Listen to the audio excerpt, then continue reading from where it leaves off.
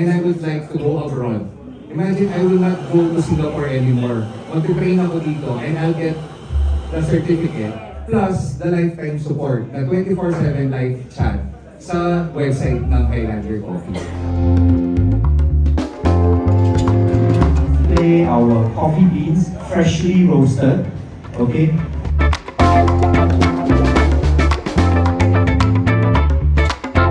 It's the first of its kind here in North Luzon. Thank you for bringing Highlander Coffee. It's been 20 years that Singapore is enjoying and experiencing the best of Highlander Coffee. And it's actually, I think, the perfect time that it's now brewing in the Philippines here in Angeles City. So again, congratulations.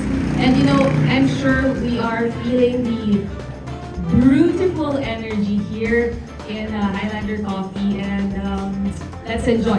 Again, congratulations.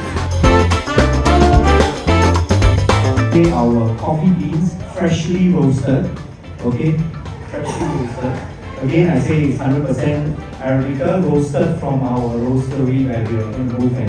Density of the beans where they are in brown form, they are lighter. So this machine creates suction power. It will draw those roasted coffee upwards.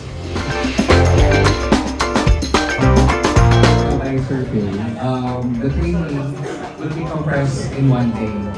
For some, I guess few days na ginagawa nila. But for us, we would like to compress it for one day. Pero more on hands-on, theoretical, history, and then of course the bonus will be certificate. So, marami talaga yung potential na makapag-hands-on with students. So what we want for our students is to really experience yung hands-on.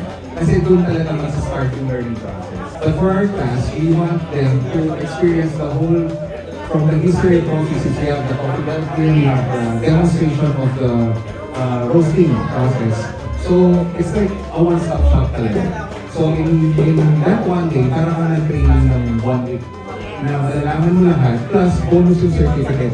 So any time of the day after the training, may nakalimutan ka or you want to ask anything with regards to coffee, roasting, and the beans, pwede kayong mag-chat doon. So automatic reply for the, by our founders and colleagues sa Singapore.